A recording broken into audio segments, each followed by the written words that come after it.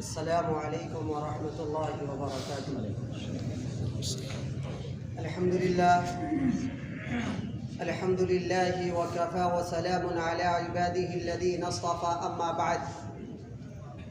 قال اللہ تبارک وتعالى في القرآن الكريم: اعوذ باللہ من الشیطان الرجیم، بسم اللہ الرحمن الرحیم۔ ومن آياته أن خلق لكم من أنفسكم أزواجا لتسكنوا إليها وجعل بينكم مودة ورحمة إن في ذلك لآيات لقوم يتفكرون۔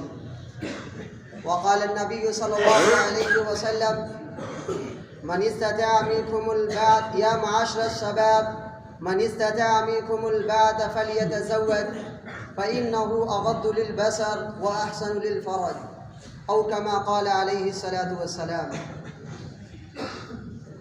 معزز سامعین کرام، میرے دینی بھائیوں، عزیز ساتھیوں اور نوجوان دوستوں، اللہ تبارک و تعالیٰ نے اس دنیا کے اندر دو سلسلے جاری فرمائے، ایک خیر کا سلسلہ ہے اور ایک شر کا سلسلہ ہے۔ اس دنیا کے اندر جو بھی چیز ہے وہ اکیلی نہیں ہے، بلکہ اس کے ساتھ اس کا جوڑا بھی موجود ہے۔ کہیں برائی کہیں اچھائی ہے تو اس کے ساتھ برائی بھی موجود ہے۔ اسی طریقے سے جہاں دنیا میں سچ کو رکھا گیا تو جھوٹ کو بھی رکھا گیا۔ کہیں اچھے اخلاق موجود ہے تو اس کے ساتھ برے اخلاق بھی موجود ہے۔ الغرض اس دنیا کے اندر ہر چیز کی ایک ضد موجود ہے۔ یہ خیر اور شر کا جو سلسلہ جاری ہے یہ عالم غیب کے اندر بھی جاری ہے۔ وہاں ایک مخلوقات میں سے ایک مخلوق ہے فرشتے، جو سراپا خیر ہے، جن کے بارے میں اللہ رب العزت نے فرمایا: لا یعصون اللہ ما امرهم ویفعلون ما یؤمرون، کہ یہ فرشتے جو ہے اللہ کی نافرمانی نہیں کرتے، یہ تو وہی کام کرتے ہیں جس چیز کا انہیں حکم دیا جاتا ہے۔ اور جو دوسری مخلوق ہے وہ شیاطین، یہ سراپا شر ہے، جن کے بارے میں اللہ رب العزت نے فرمایا: وَكَانَ الشَّيْطَانُ لِرَبِّهِ كَفُورًا، کہ یہ شیطان جو ہے اپنے رب کا نافرمان ہے، اور اس نے سب سے پہلے اپنے رب سے یہ وعدہ کیا تھا: فَبِعِزَّتِكَ لَأُغْوِيَنَّهُمْ أَجْمَعِينَ، کہ آپ کے عزت کی قسم میں تمام انسانوں کو گمراہ کر دوں گا۔ اور یہ جو فرشتے ہیں یہ رہتے کہاں ہیں؟ یہ پاک جگہوں پر رہتے ہیں، اور یہ شیاطین کہاں رہتے ہیں؟ یہ گندی جگہوں پر رہتے ہیں۔ فرشتوں کا کام کیا ہے؟ اللہ رب العزت کی عبادت میں یہ لگے ہوئے ہیں اور اللہ کے نیک بندے کی بھلائی کے لیے دعائیں کرتے رہتے ہیں۔ اللہ رب العزت نے ارشاد فرمایا: الذین یحملون العرش ومن حولہ ویسبحون بحمد ربی ویستغفرون للذین آمنوا، کہ جو عرش کو اٹھائے ہوئے فرشتے ہیں یہ اپنے رب کی حمد و ثنا میں لگے ہوئے ہیں اور ایمان والوں کی مغفرت کے لیے دعائیں کرتے رہتے ہیں۔ اور شیاطین کا کام ہی کیا ہے؟ لوگوں کو بھٹکانا، لوگوں کو گمراہ کرنا، لوگوں کو سیدھے راہ سے بھٹکانا، اس کا وہی کام ہی ہے۔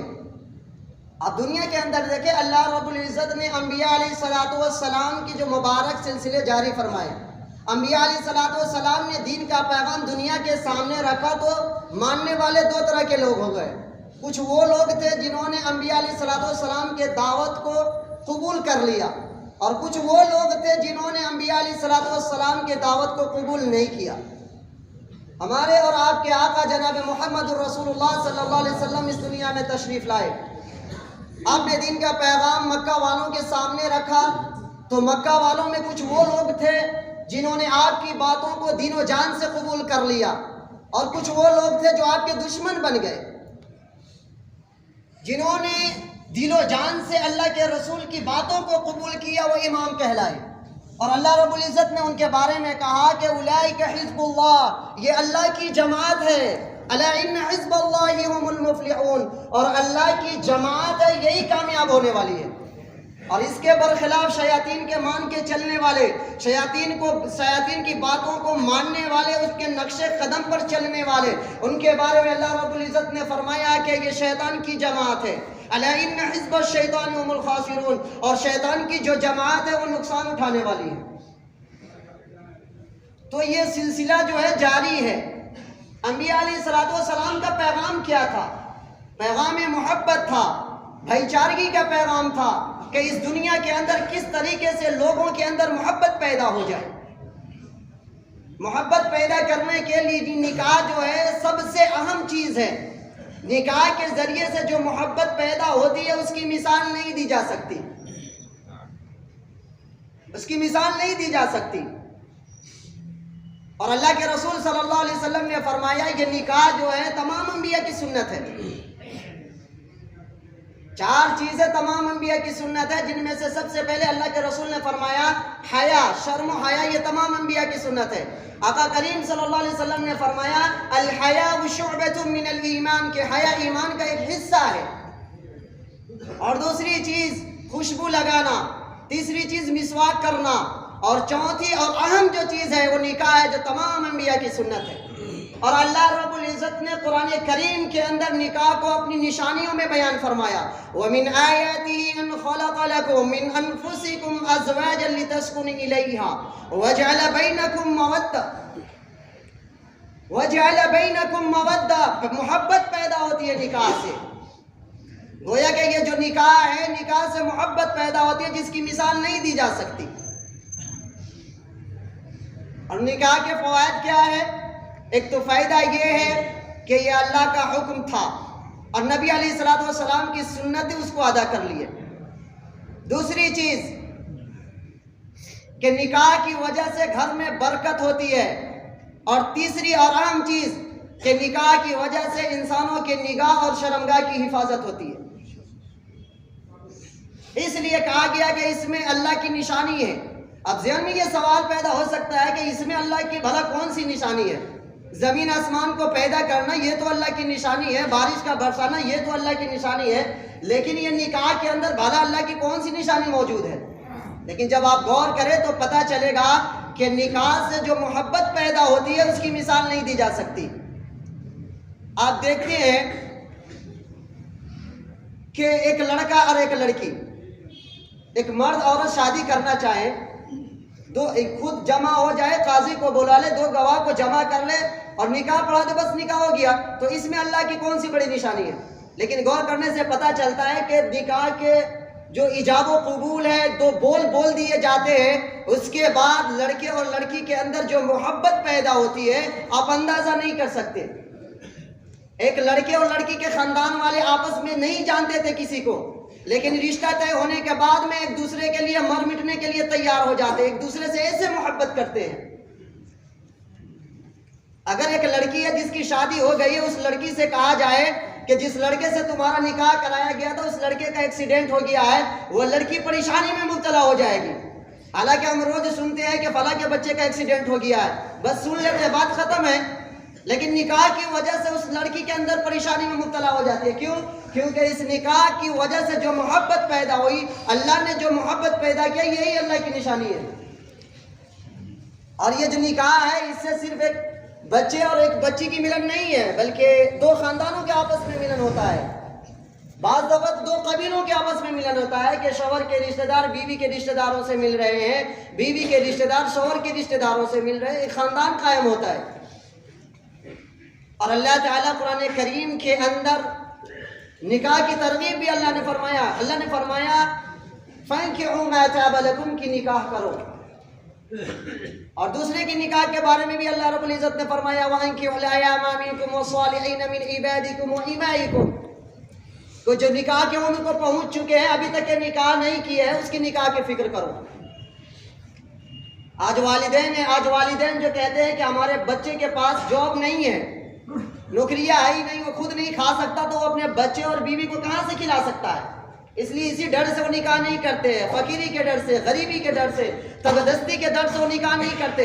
جبکہ اللہ رب العزت کہہ رہے ہیں کہ فقیری سے مت ڈرو، غریبی سے مت ڈرو، تنگدستی سے مت ڈرو، ان یکونوا فقراء یغنیہم اللہ، تم نکاح کرو، اللہ رب العزت اس نکاح کی برکت سے تمہارے گھر میں خیر و برکت عطا فرمائے۔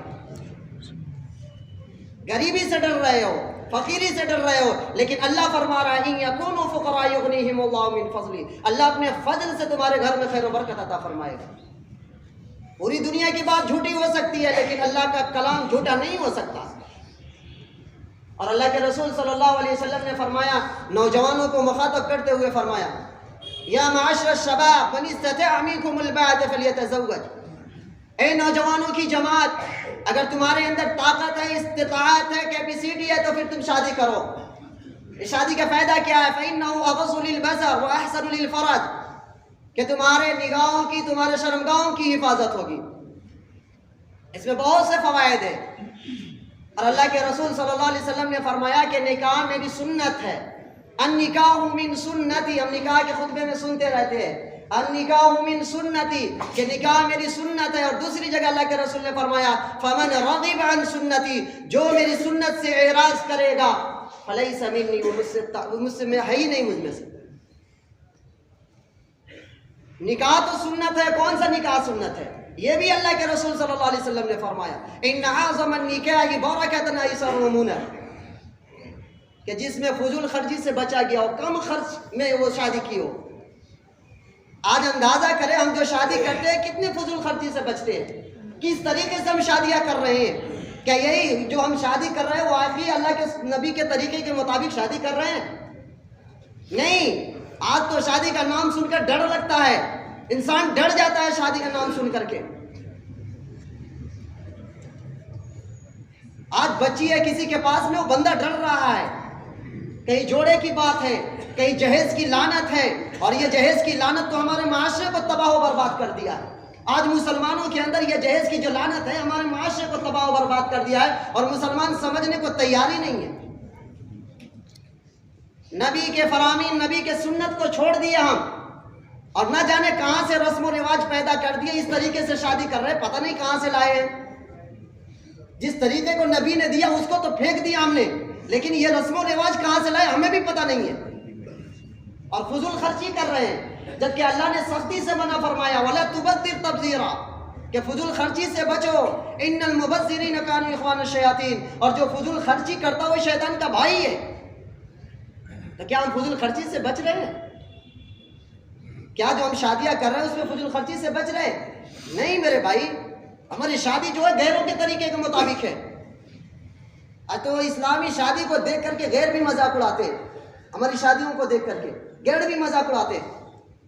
اس لیے مسلمانوں اپنی شادی جو کرو نبی کے طریقے کے مطابق شادی کرو، یہ نہیں کہ غیروں کے رسم و رواج کو اٹھا کر کے لائے اور شادی کر رہے ہیں، یہ چیز نہیں ہونی چاہیے ہمارے اندر۔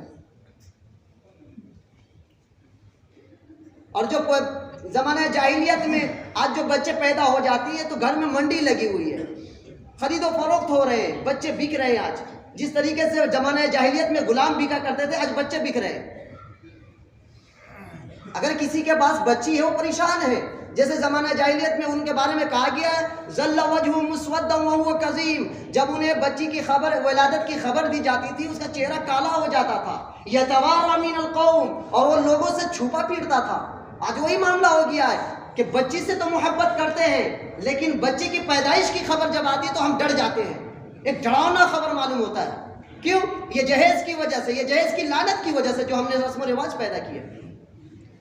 آج فضول خرچی کرنے والے دو طریقے کے ہیں، دو طریقے کے لوگ ہیں۔ ایک تو وہ ہے جس کے پاس بہت پیسے ہے، پیسے کی کمی نہیں ہے، وہ چاہے جس طریقے سے رسم و رواج اپنا لے، جس طریقے سے خرچ کرے، کوئی پرواہ نہیں ہے۔ لیکن ایک وہ لوگ ہے جس کے پاس کھانے کو پیسے نہیں ہیں، پہننے کو کپڑے نہیں ہیں، رہنے کو گھر نہیں ہے۔ جب لڑکی کے شادی کی بات آتی ہے تو پھر وہ آدمی اپنے گھر کو بیچ دیتا ہے، سودی قرضے لے کر کے اپنے لڑکی کی شادی کرتا ہے، اس کی فکر کون کرے گا؟ اس لیے کہا کہ فضول خرچی سے بچو مسلمانوں۔ آج ہماری شادیوں میں دیکھتے ہیں، شادیوں کے طریقوں میں ویڈیوز بنائے جا رہے ہیں، لاکھوں کے ویڈیوز بنائے جا رہے ہیں۔ یہ کیوں ویڈیوز بنائے جا رہے ہیں شادی میں؟ کیا ضرورت ہے؟ کیا پرانے زمانے میں جو اپنے آباء و اجداد کے بلڈنگوں کو سجا کر کے رکھتے ہیں، محفوظ رکھتے ہیں تاکہ ہمارے پوتے پر پوتے آئیں گے تو وہ دیکھیں گے کہ یہ ہمارے آباء و اجداد کی نشانی ہے؟ گویا ہم ویڈیوز بناتے ہیں اس لیے تاکہ ہمارے پر پوتے آئیں گے، وہ دیکھیں گے کہ ہم نے کس طریقے سے شادی میں ڈانس کیے ہیں، کس طریقے سے اپنی ماں بہنوں کے سر سے دوپٹہ کو ہٹایا ہے، اسی کے اندر قید کرتے ہیں ویڈیوز بنا کر کے۔ یہ مسلمانوں کا طریقہ ہے؟ یہ ویڈیوز بنا کر کے آپ کیا بتانا چاہتے ہیں؟ ویڈیوز بناتے ہیں اس لیے نا کہ ہمارے پوتے آئیں گے پر پوتے آئیں گے اس کو چلا کر کے دکھائیں گے، دیکھو ہم نے کس طریقے سے ڈانس کیا تھا، کس طریقے سے ماں بہنوں کے سر سے دوپٹہ ہٹایا تھا، دیکھو یہی لیے ویڈیو بناتے ہیں، اسی کے لیے لاکھوں کی ویڈیوز بنائے جا رہے ہیں۔ اگر ان سے کہا جائے کہ بھائی غریب ایک آدمی غریب ہے، اس کی بچی کے لیے 10,000 روپے کی ضرورت ہے، اس کو دے دو، تو نہیں دے سکتا وہ، لیکن لاکھوں کی ویڈیوز بنا سکتا ہے، لیکن 10,000 روپے نہیں دے سکتا۔ کیوں؟ اگر 10,000 روپے دے گا تو ثواب بھی ملے گا، مقامات بھی بلند ہوگے، لیکن یہ بندہ چاہتا نہیں ہے کہ ہمیں ثواب ملے، مقامات بلند ہوگے، وہ نہیں چاہتا، بس خرچہ ہو، فضول خرچی ہو، بس یہ چاہتا ہو۔ جبکہ اللہ کے رسول صلی اللہ علیہ وسلم نے فرمایا کہ ہم یہاں جو آئے ہیں گانے بجانے کے آلات کو ختم کرنے کے لیے آئے، اور ہمارے نوجوان آج میوزک میں مست ہے۔ شادیوں میں آپ جا کر کے دیکھیں، شادی محل میں جہاں شادیاں ہوتی ہیں آپ وہاں جا کر کے دیکھیں، لڑکا لڑکی ایک جگہ ڈانس کر رہے ہیں، ایک جگہ ہے۔ یہ مسلمانوں کا طریقہ ہے، اس لیے مسلمانوں ان سے باز آنے کی ضرورت ہے۔ ہم شادیاں جو کر رہے ہیں وہ اپنے اسلامی طریقے کے مطابق، نبی کے طریقے کے مطابق شادی نہیں کر رہے، دن بدن ہم جو ہے دوسرے کے طریقے کو اپناتے آ رہے ہیں۔ اور جب ہم شادی کرتے ہیں،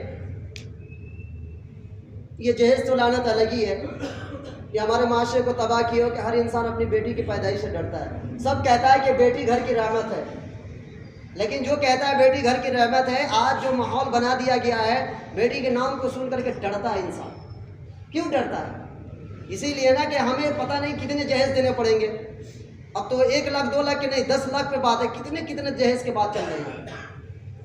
تو نکاح جو کرے تو نبی کے سنت کے مطابق، نبی کے طریقے کے مطابق نکاح کرے۔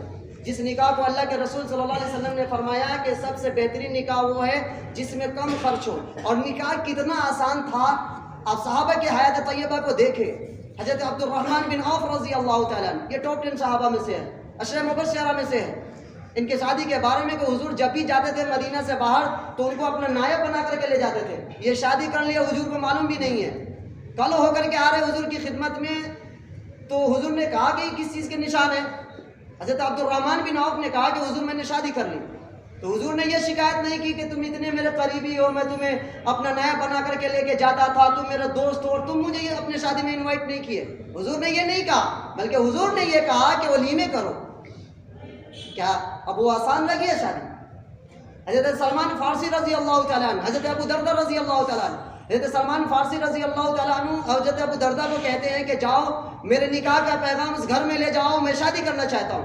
حضرت ابو دردہ رضی اللہ تعالیٰ نے قبول کر لیے، وہ گئے گھر میں شادی کے لیے، کہہ رہے کہ سلمان فارسی کے بارے میں ان کی خصوصیت کو بیان فرمایا۔ وہ سلمان فارسی جن کے بارے میں کہا گیا کہ آپ اپنی نسب بیان کیجئے، حضرت سلمان فارسی نے کہا کہ مجھے نسب سے مت پہچانو، مجھے اسلام سے پہچانو، میں اسلام کا بیٹا ہوں۔ وہ سلمان فارسی جن کی خصوصیت کو بیان کیا، گھر والے نے انکار کر دیا کہ نہیں میں اس سے تو شادی نہیں کروں گا، لیکن اگر تو چاہے تو میں اپنی لڑکی کی شادی تم سے کروں گا۔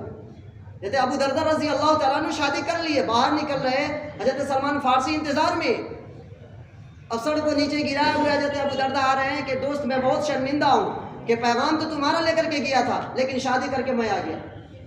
حضرت سلمان فارسی نے کہا کہ دوست تم شرمندہ مت ہو، شرمندہ تو مجھے ہونی چاہیے کہ یہاں حق تمہارا تھا اور میں کوشش کر رہا تھا۔ تو یہ نکاح کتنا آسان تھا، لیکن آج ہمارے معاشرے میں نکاح کو تو دیکھو کتنا بوجھ بنا ہوا ہے۔ یہ کس نے بنایا؟ مسلمانوں نے خود بنایا اس کو، مسلمانوں نے اپنے نبی کے طریقے کو چھوڑا ہے، اس لیے مسلمان اس پریشانی میں مبتلا ہے۔ جب لڑکی کی شادی ہے، لڑکی کی شادی کا مسئلہ ہے تو کہتے ہیں سنت کے مطابق کیجئے، جہیز کی بات نہیں، جہیز نہیں لیں گے، سنت کے مطابق نبی نے جو طریقہ بتایا اس طریقے کے مطابق ہم لڑکی کی شادی کریں گے۔ اور جب لڑکے کے شادی کا مسئلہ آتا ہے تو سب کو بھول جاتے ہیں، پیچھے چھوڑو، ہمیں تو جہیز میں اتنے پیسے چاہیے، ہمیں یہ کمپنی کی یہ چاہیے۔ اور لڑکی کے بارے میں کیا آتا ہے؟ سنت کے مطابق شادی کریں گے۔ لڑکے کی شادی کے بارے میں آتا ہے کہ نہیں اس کو تو بھول جاؤ سنت کو، ہمیں تو یہ چاہیے۔ آج مسلمان ایسے ہو گئے، اس لیے ضرورت اس بات کی ہے میرے بھائیوں کہ ہم شادی جو کریں شادی سنت کے مطابق کریں گے نا انشاءاللہ۔ اب یہاں تو انشاءاللہ ہم کہتے ہیں کہ انشاءاللہ ہم شادی سنت کے مطابق کریں گے، یہاں سے جائیں گے گھر سے مجبور ہے، ہمارے بچے سے مجبور ہے، بچے مجبور کر رہے ہیں، اس لیے کیا کریں ہم تو مبتلا ہو گئے۔ لیکن عزم کر کے پورے طور پر یہاں سے ارادہ کر کے جائیے کہ انشاءاللہ تعالی اب یہاں سے جو ہم زندگی گزاریں گے وہ نبی کے طریقے کے مطابق، قرآن کے احکام کے مطابق زندگی گزاریں گے۔ یہ تو نکاح کا معاملہ ہے۔ اور آج ہمارے معاشرے میں طلاق والا معاملہ جو چل رہا ہے،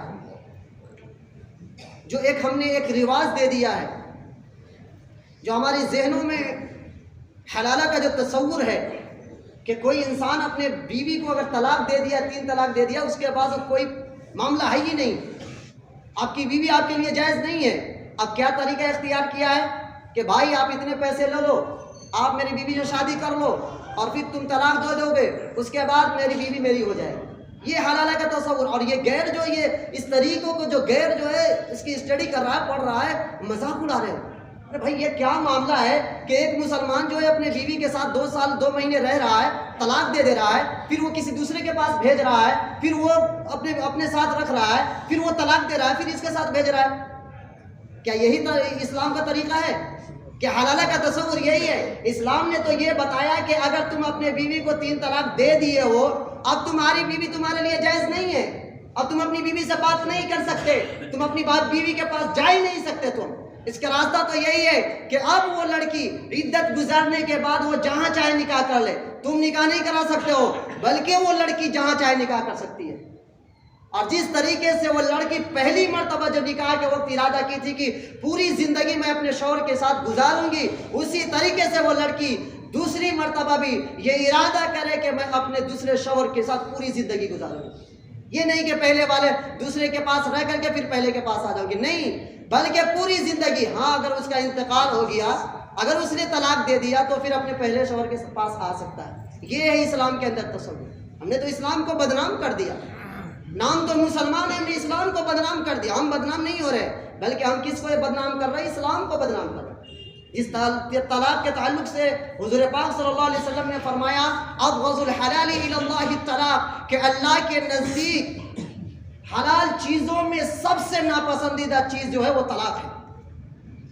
اللہ کے رسول صلی اللہ علیہ وسلم ایک مرتبہ بیٹھے ہوئے تھے، ایک شخص آیا کہ کہا کہ فلاں نے اپنے بیوی کو طلاق دے دیا اور 3 طلاق دے دیا۔ حضور غصے میں کھڑے ہو گئے اور کہا کہ ایلعب بکتاب اللہ وانا بین اظہرکم، کیا میرے جیتے جی اللہ کی کتاب سے کھلواڑ کیا جائے گا، دین سے مذاق اڑایا جائے گا؟ اس لیے میرے بھائیوں، اگر یہ طلاق کا مسئلہ ہے، طلاق ہے، تو طلاق کو سوچ سمجھ کر کے استعمال کیجیے۔ یہ نہیں کہ آج ہمارا جو نوجوان ہے بات بات میں آ کر کے اپنی بیوی کو طلاق دے دیتے ہیں اور علماء کے پاس پہنچتے ہیں، کہتے ہیں علماء مولانا صاحب کوئی راستہ دکھا دیجیے۔ تو یہ مولانا صاحب جو ہے یہ شریعت بناتے نہیں ہے، شریعت بتاتے ہیں۔ تو یہ تو وہی چیز بتائے گا نا جو شریعت میں ہے، یہ بناتے تھوڑے ہیں خود سے۔ اب ہمارے نوجوان کہتے ہیں کوئی راستہ بتا دیجیے۔ راستہ کیا ہے؟ وہی ہے، 3 طلاق دے دیے، تمہاری بیوی تم سے الگ ہے، اب تمہاری بیوی تمہارے لیے جائز نہیں ہے۔ اور آج جو ہے مسلمان جو ہے بار بار نکاح کے 2 مہینے نہیں، 4 مہینے نہیں، طلاق دے رہے بیوی کو، بچی کی زندگی سے کھلواڑ کر رہے ہیں۔ اب وہ بچی جو ہے، ایک بچی ہے، مسلم بچی ہے، 2 مہینے اپنے شوہر کے ساتھ رہی ہے، طلاق دے دیا، وہ بچی اب کتنے یہ ہوگی، پریشان ہوگی وہ۔ کیا وہ بچی نکاح کرنے کے لیے تیار ہوگی؟ پھر یہ کس نے، یہ ماحول کس نے بنایا ہے؟ یہ ماحول جو ہے ہم لوگوں نے بنایا۔ اس لیے نکاح کا جو استعمال ہے، یہ نہیں کہ اللہ نے جو نکاح کا جو یہ حق دیا ہے مردوں کو دیا ہے، اس لیے عورتوں کو نہیں دیا، کیونکہ عورت جو ہے بہت جلد باز ہوتی ہے۔ لیکن آج دیکھیں کہ اللہ نے مردوں کو تو حق دیا ہے، لیکن مرد جو ہے ہمارے نوجوان ہیں بات بات میں اپنی بیوی کو طلاق دے دیتے ہیں۔ طلاق کا طریقہ بھی ہے کہ طلاق ایسے دیجیے، ایک طلاق دے دیجیے آپ اپنی بیوی کو، اس کے بعد وقت گزرنے کے بعد اگر آپ چاہتے ہیں تو آپ کی بیوی آپ کی نکاح میں آ سکتی ہے۔ لیکن آپ 3 طلاق دے رہے ہیں، اس کے بعد کوئی راستہ ہی نہیں ہے، اب اس کے بعد آ کے راستہ ڈھونڈ رہے ہیں، یہ تو صحیح بات نہیں ہے۔ اس لیے سوچ سمجھ کر کے اس چیز کا استعمال کریے کہ کوئی بچی، اپنے بچی کا اگر کوئی شخص نکاح کرتا ہے، اس امید کے ساتھ نکاح کرتا ہے کہ یہ میرا جو داماد بن رہا ہے میری بچی کو پوری زندگی خوشی خوشی رکھے گا۔ ہم ہے کہ 2 مہینے کے بعد چھوڑ دیتے ہیں، 2 مہینے کے بعد طلاق دے دیتے ہیں۔